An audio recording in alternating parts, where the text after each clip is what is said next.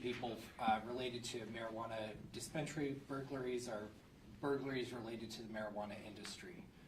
We wanted to call this press conference today to kind of highlight what we've been seeing in our community. Portland has been investigating upwards of 25 burglaries that have taken place since early 2025. We've put some videos together to release to the public, and you guys will have access to that after this to kind of show how these burglaries are occurring. It's not just breaking in, opening a door and taking a little bit of product. It's causing thousands of dollars worth of damage to business owners. It's taking tens of thousands of dollars worth of product, and it's having a huge impact on the marijuana industry in terms of rebuilding their business, possibly losing employees for a period of time, and using product that then is being traded or sold out there in the community to further these crimes. So, Pat, if you want to start playing some of the videos. And I want to say thank you to OLCC and some of our community member businesses for providing these. These are cases that have not been indicted yet. Watch the red car. Yeah, and so I'll direct your attention to the top screen and then the bottom screen down there. You can clearly see there's a concerted effort in a lot of these that we're investigating to, especially with businesses that have a location or a door on the first floor, to use the car as a battering ram to just simply destroy this business, costing tens of thousands of dollars, just out of control behavior. From there, you'll see individuals with different articles of clothing going in, and it's just a free-for-all from there.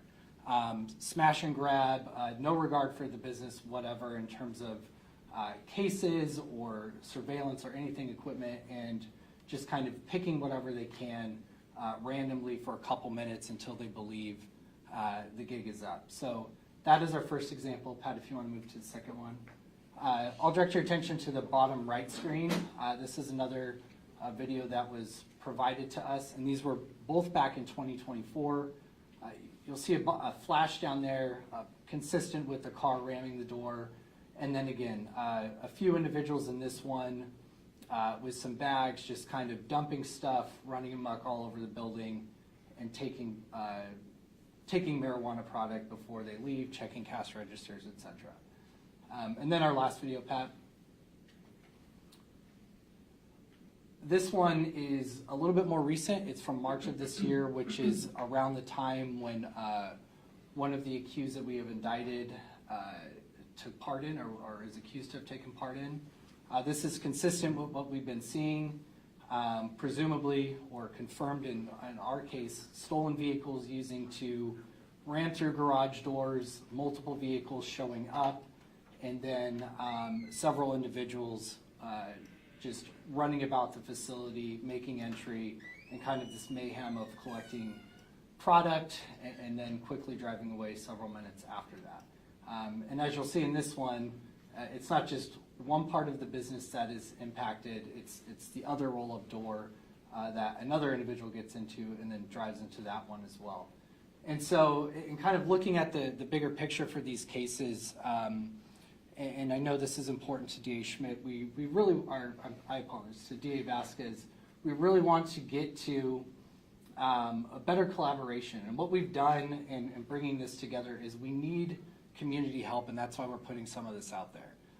We've been working with area agencies. These aren't just impacting Multnomah County, they're impacting Clackamas County, Washington County, and adjacent counties in our area. So we're reaching out to the public to say, if you know these vehicles, if you know these individuals, if you've even received product from Facebook Marketplace or from a secondary, an online source of purchasing that's not retail, you could have bought a product that is from one of these burglaries that is hugely impacting this community. And are you guys going to send us copies of these separately? Correct. Can you? Yes. Yep. Saying you want to put your phone up there real quick. Sorry, we started a couple minutes early. You were pointing out the hoodie. Yes, and to go on, this is a screenshot. So this is part of the case against Michael Kessler. As you can see in this one, there's a very distinct hoodie with the skull and kind of a bucket-style helmet on that. This case has been indicted, and he was arraigned yesterday. And I think it's important to note that there's a lot of businesses out there that may have been impacted where things are underreported or not reported at all. So part of this too is to come together to have more communication to see what we can solve. And burglary cases there's a lot of challenges, right? It's hard to identify people when they're obscuring their identity and they're all kind of in this generic clothing. So if you know somebody or you kind of recognize something that sticks out, that's the help that we're asking for. This is a picture of who is alleged to be Manuel Castro. He was also indicted this week. In his instance, or the charges against him that are pending right now, there are 3 marijuana businesses that were impacted all on March 24th. And in that instance, he's alleged to have used a stolen vehicle that was taken from a nonprofit farmer's market and used that as a battering ram. And at least one of the businesses, before tens of thousands of dollars worth of product were stolen, the police engaged, and then he was able to flee on that day. So there's a lot out there. There's a lot of people that are involved. I think the message has been clear from our office that we're not going to tolerate this behavior in our community. We're going to find you and we're going to prosecute you, and we would like the public's help in any information that we can tie individuals into this ring of people doing these bad acts, costing tens of thousands of dollars worth of damage to businesses, putting people out of work. It's not acceptable and it's not going to be tolerated. So I appreciate your time here today. Detective Stevens is here as well, so I don't know, Mike, if you would like to make any further statements. You took all my thunder. I took all of his thunder, and I apologize for the slip I had earlier as well. But no, seriously, I think there's a huge problem with impacting these businesses, and I think we've spoken about this too. This is a business, or these are businesses in our community that pay a lot of tax, that support a lot of important programs here. Whether that's drug treatment, whether that is funding for different things in our community.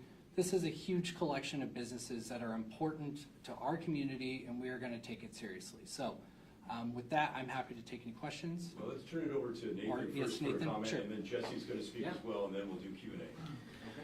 Well, just briefly, everyone, thank you for being here today. And what I've said from the very beginning when I took office in January is that we're going in a different and new direction, and that's one that is going to be much more aggressive when it comes to these burglaries and this really what had been, rampant criminal behavior.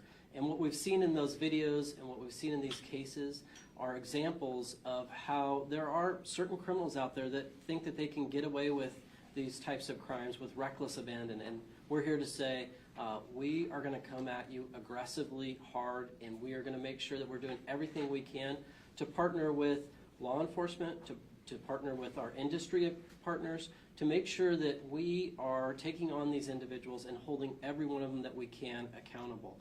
This is a situation where this is an industry that I think has been particularly hard hit, and it's one that I don't think has gotten the service it deserves. And this office, and I know that Portland Police are ready to step up and really make sure that these individuals and these businesses that are suffering from this criminal behavior get the service that they deserve, because they are pouring millions of dollars, tax dollars, into our community through their businesses, and they're suffering greatly from this. And I, for one, will not stand for that. And I see this happening to their industry, and I see it happening to a lot of different businesses around the Multnomah County area. And my office is ramping up and really kind of looking at all the different ways that we can prosecute these individuals and have an impact on this criminal behavior. So with that, I'll turn it over to our industry representative. And Jesse, would you say your name and spell it for these folks as well? Jesse Bonacou, Jesse-Bonteecou. I'm the Executive Director of the Cannabis Industry Alliance of Oregon. We represent over 500 cannabis licenses in the state. Good morning, everyone. I'm really happy to be here and thankful for this opportunity to talk to you all. These indictments mark a major step forward towards addressing the violent robberies that have shaken Oregon's cannabis industry for years. These crimes have been devastating, and not just financially, but emotionally, for cannabis licensees, employees, and the communities that have lived through them.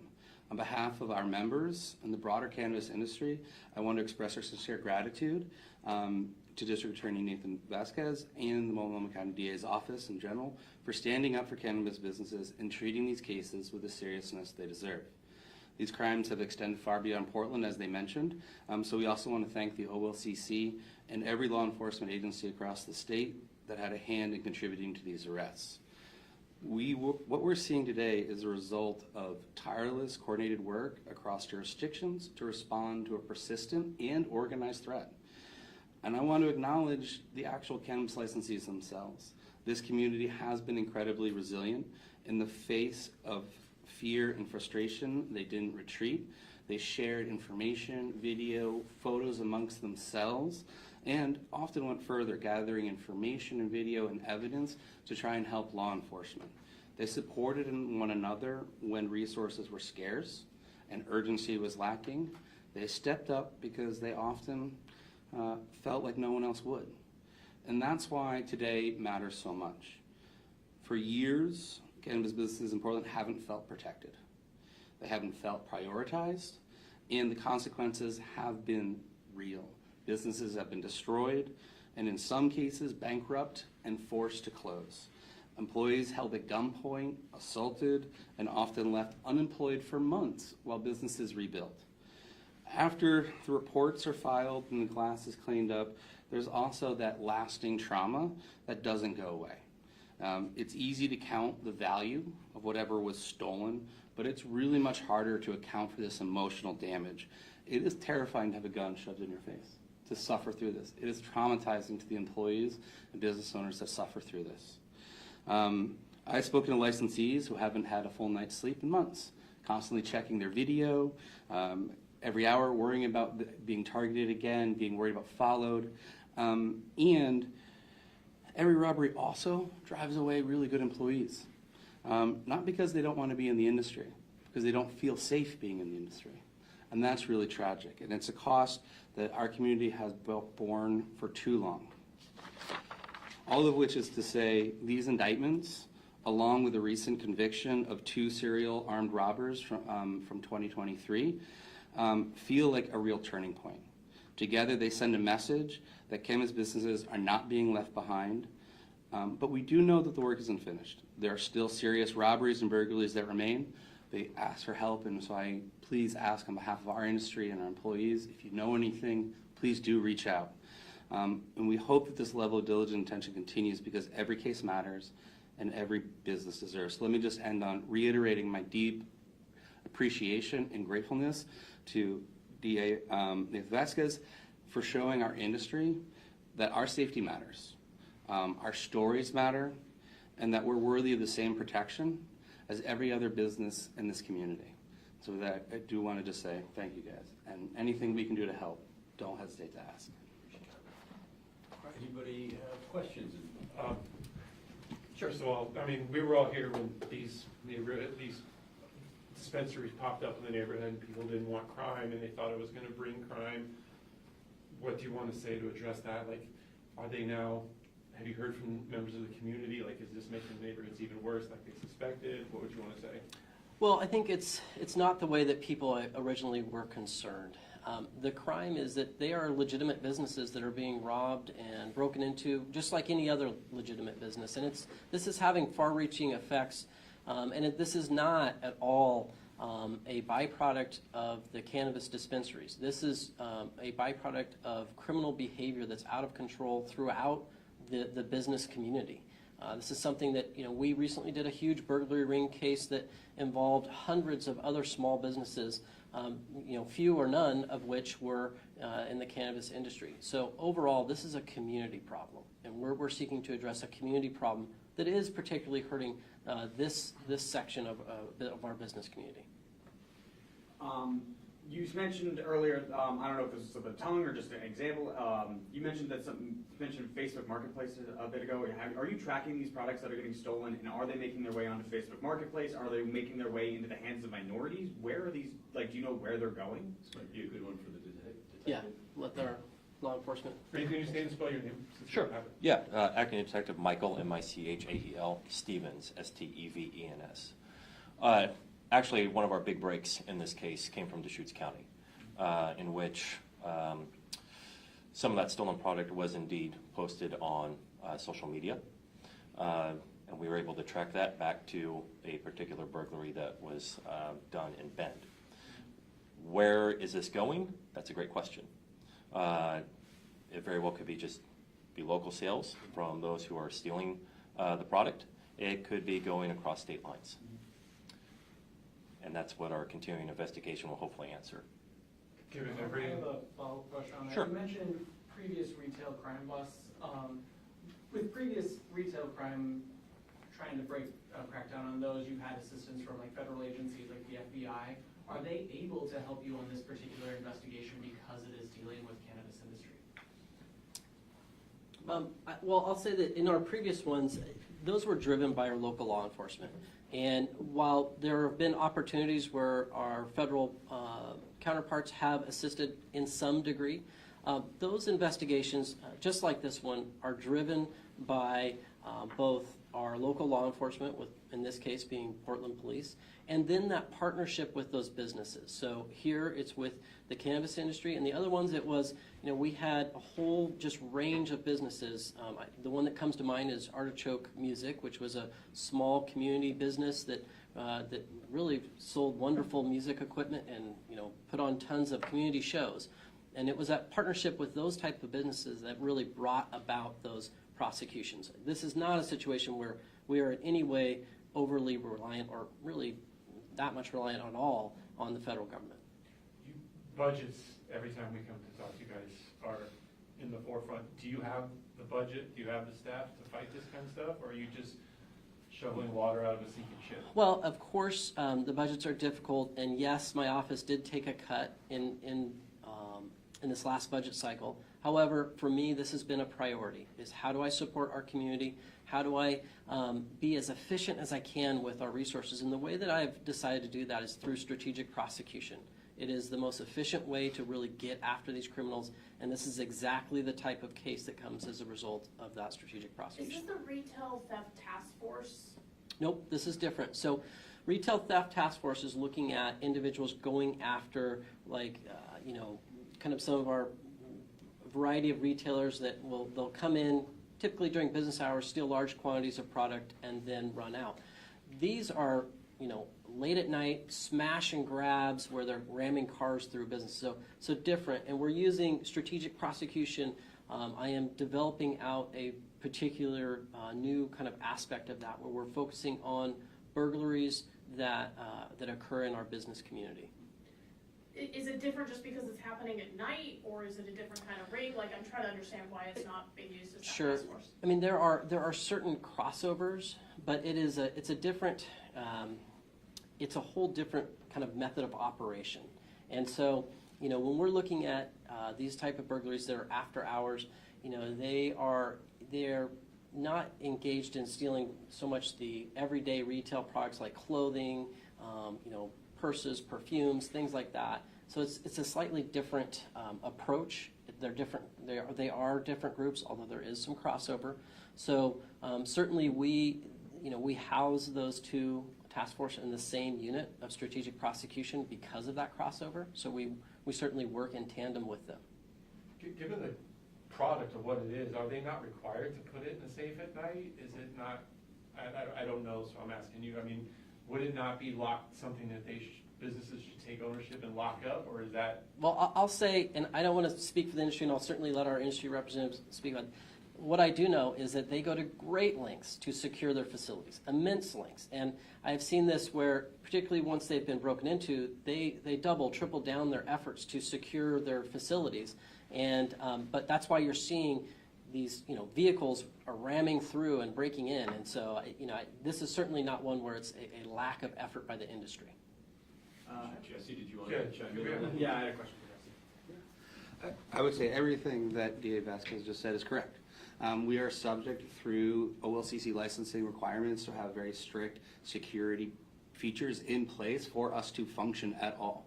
You cannot get a license unless you meet these security requirements. But a determined person is a determined person, and they're going to do whatever they need to do to get to their goal. And so even in cases I've heard of where somebody has like a 750-pound safe, people just stolen the safe, right? So There is, we are subject to very strict security requirements, but determined people who are organized and coordinated are focused and are dedicated to trying to overcome that. They will find ways to get to it. You can't make an impervious thing. We're not banks, right? And even banks get robbed. So that's not really the paradigm or challenge. And our members have learned from these. That's part of the sharing. They shared information about how to strengthen their thing. But like, I think it was a case in Eugene, a very similar style, where people put basically big like cement planters or otherwise like things to prevent people from ramming it, and they just got there and they moved those and then they rammed through. So, the security piece is, we are doing our best, but there's only so much you can do. And a lot of what this is based around is creating a paradigm where there is time, so that to try and make it harder for them to get the product and do it in a timely fashion so that police have a chance to show up and potentially capture them. So it's about building those layers to stall and slow down people from robbing everything. But I think in the very first video you saw, that car went all the way through, and not only did it destroy the outdoor, it destroyed an interior wall as well in that facility. So they're pretty aggressive with this. To kind of ask a devil's advocate question, you mentioned banks get stolen every now and then. Banks are insured. Other stores are insured. Is there insurance for these kind of businesses? And if so, do they offer any kind of financial support? So this is one of the things that's so damaging to us. D.A. Vasquez pointed out that we are not the only ones who get robbed. However, due to our federal status as a Schedule I narcotic, normal banking services are not available to us. So we have to deal with a lot more cash. Insurance is not available to our members in the same way it is to everybody else. So there is some level of insurance available, but it's not the insurance that a normal business would experience or have access to. It's generally incomplete and doesn't cover the full costs. And then because we have some of those strict security requirements, when you, let's say your door is broken in, that might prevent you from opening until you get that fixed because of OLCC, Oregon Liquor and Cannabis Commission regulations. So your business, even if we were a 7-Eleven, maybe we could open with some broken windows up or some plywood on, but for us that is not allowed. So we have to generally shut down that location or facility until the damage is totally repaired, and that can take months. I know of one business that was closed for 9 months just repairing, and all of those employees are out. And then they generally lose employees during that time frame. And not to mention, they're paying rent or mortgage or anything else on that property during this whole time. So in general, one of the best things that could happen is if the feds took reasonable, rational action, legalized cannabis, and at the bare minimum enabled us to have banking. And Senator Merkley is a champion for the Safe Banking Act, or the Safer Banking Act now, which is a banking reform bill federally. And we would love to see that move as soon as possible, because it could help reduce some of the reasons why this is so damaging to us. All of which is to say, even though we are in the same place as many other retailers, these types of crimes affect our members much more significantly than a regular business would. And one of the most shocking pieces about it is none of the things I just mentioned are deductible on your taxes. So I know of somebody who was robbed about $250,000. They had to pay taxes on that $250,000. It's not deductible. So these types of crimes cost a severe amount of money. I would also like to say, though, I mentioned it earlier, but I want to be clear. Whenever I talk to my members who have gotten robbed or people in the industry get robbed, the thing that they say more than the cost of the business is the cost and trauma that they see it affecting their employees. That is the thing that affects them the most and is the hardest for the business to deal with. You can always hire somebody to replace a window, but losing a great employee or dealing with an employee in tears, terrified and suffering trauma is a whole other cost that you really just can't put a number on. When we see these videos, we're seeing people doing this at night, that's what you had mentioned as well, but you're talking about people getting guns pointed at them and things like that, so are these also situations that are happening? And then you mentioned cash business. Is there any indication that the cash aspect is what's driving these? I would have to defer a little bit because there is lots of cases. I can say yes, there are people who have been suffered from armed robberies, absolutely, and in Portland. That is not, in my understanding, part of this case at the moment, but those cases do exist. in the Portland metro area. And I'm happy to talk a little bit about that. So yes, the cash nature of the business certainly is a factor. And I know that this business would love to see that change. However, I always want to make sure that we keep our eye on the focus, which is this is criminal behavior. These are victims. Even whether they're being reimbursed by insurance, which oftentimes that means their insurance rates go through the roof, and then we see them not even being able to make claims on insurance. The bottom line, the end, is that these are brazen criminals doing outrageous criminal acts, and they need to be held accountable. So how many of the instances were large amounts of cash taken from a business? Is that a common thing? Is that an outlier? And then in how many of the cases, again, was it an employee there and it was an armed robbery? Is that an outlier as well? So when we're talking about this particular instance, we're talking about approximately 25 instances that we know of now. We believe there's actually a lot more than that. Most of these were product because they were after hours. The businesses go to great lengths to try to secure their facility, their cash, all of their product. But these ones were primarily product. Now, over the spectrum of these that we see in this particular office, certainly we see a fair amount of robberies that involve cash, and those are during business hours. What the exact number is, I don't have that right now, but we can certainly look into that. Vasquez. Yeah. I remember that back in March, I spoke with Jesse at the time that the OLCC had put out a bulletin talking about these armed robberies, specifically also talking about how they targeted not just dispensaries but producers of these things. And forgive me because I should have a little later, but are you also looking at that issue, and what have you seen improvement since then? The improvement that I've seen is in particular the coordination, right? It's coordination between industry, the district attorney's office, with law enforcement. If there are producers that are here locally, certainly we would work with them. Oftentimes when we talk about statewide, is there an opportunity for better collaboration? Absolutely. Sorry, I came in a little late if you already touched on this, but I believe there was another robbery at a cannabis store here in Portland overnight where an employee got assaulted. We've been told no connection to this ring, but are there other potential rings you're looking into as well, or other groups that are doing this kind of thing? Yeah, I would say that we are always actively investigating each one of these that we can get at. And, this is going to be a growing effort where whether it's these burglaries, whether it's robberies, I have specifically dedicated resources towards both of those types of criminal behavior. We've instituted a strategic prosecution around robberies, and we've instituted one around burglaries. So we're going to be looking at, and they're in the same unit, so for crossover, they will work together. Can I give you a chance to give a promo pitch to buy from the local stores and not from somebody off Facebook Marketplace to prevent the secondary? Yes. Yeah, I mean, I think for this community, I know folks are really always concerned about buying locally and legitimately, and this is a great example of why it is so important to buy from legitimate, local, licensed businesses for a host of reasons. But first and foremost is that is you're supporting these local businesses, which then in turn put tax money back into our community for our school funds, for mental health treatment, for drug treatment. And so by doing that, you are not only supporting a local business, you're supporting your community, and you're also, by not buying from those other ones, when you're not, you're avoiding being a part of this criminal behavior. The revenue that does come from taxes, do you have any indication of how much loss there is there from? That'd be an industry question for me. I do not. I believe that from one of the sources of taxes, which is the 3% that Portland gets to charge, it's about $6 million a year in tax revenue from cannabis businesses.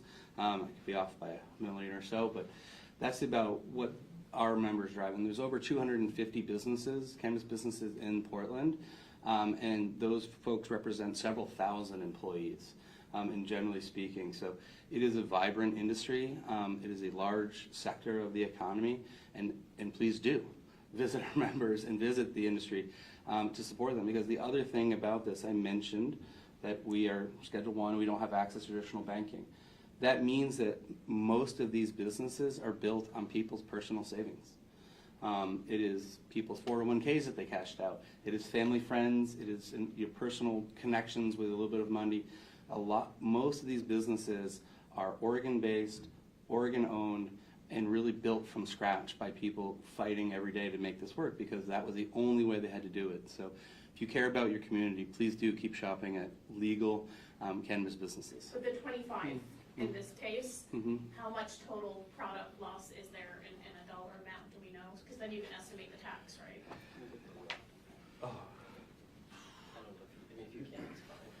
I don't think I even can. One business alone lost about $100,000 in product in one burglary.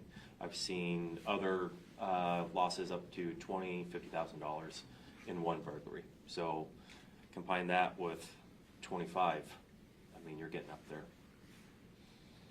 You mentioned different indictments that have already happened. Can you go over those arrests and how many more you expect just from this round? Just briefly, I mean, in the past, we had the prior burglary ring where I think we got up to 5 or 6 individuals, and we're still always looking to go after more on that one. In this particular one, so far, we're at 2, but we've seen indications that there are 10 or more individuals involved, and we're going to continue to go after each and every one. And the more cases we can make, the better.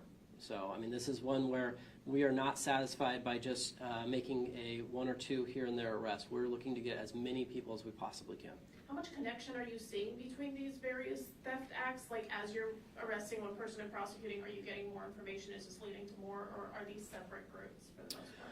They are separate groups, but what we see is that with each one that we get into and we start prosecuting, we learn more and more, and we get more and more individuals. So, you know, this is something that I'm very optimistic about, that we are going to continue to grow this area of prosecution and see good results. You mentioned earlier that people's livelihoods, like their savings, are being put into these businesses, and in fact, the insurance doesn't help them. What is your message to these business owners that are struggling and are on financial risk right now? That, like, what's your message to them, saying that, hey, we're here to help, and we're going to make you right, and we're going to see that justice is done? Yeah, I mean, it's been plain and clear, which is they are valued members of this community. They are providing a legal business which provides a valuable tax base to our community, and we're here to provide and to serve. That's what the very basis and core of this office is to serve the public and to serve our community. And they are a valued member of this community, and we are here to serve. Jesse, maybe you know the answer to this, or maybe somebody else does. Are there any stats that indicate whether or not these types of retail businesses get targeted more than others? That would be a much better. No, stats-wise. Yeah, I mean, I'm not sure if that particular stat has been compiled to date. I mean, it's an interesting one worth looking at. And, you know, certainly I hope as we develop out our strategic prosecution, we're able to start to dig at those numbers, because my goal is to focus resources where crime is hitting us the hardest and then going after that. Let's talk about the crime specifically. When it comes to, because there are 25 separate instances, I can't speak today. There are 25 separate incidents. What does the average response time look like for those instances? Are they more than 5 minutes? Because I've talked to business owners who had 25-minute response times, and quite frankly, that's not acceptable. What are the average response times that you're seeing? Yeah, I'll leave that to my law enforcement partners. I'll say that, you know, response times have been certainly an issue that we've talked a lot about, and I know that they're working hard on to improve. But what the specific ones were for each one, I can't say. What I can tell you is that my office is looking at trying to get at this larger problem as well. We also want to clarify, by the way, that the videos that we showed you are local stores. They don't all want their names used, but they're not necessarily tied to the 2 people that we showed you at the end that are indicted, right? But the investigators are looking at them to see if the same crew is connected. Yeah, and what we've seen is that once we've begun to actively get ourselves involved in making sure these are prosecuted, we've seen, I think, businesses start to really feel like they're supported and that they're coming out and they're ready to step forward and have their those cases where they've been victims prosecuted, and we're here to do that.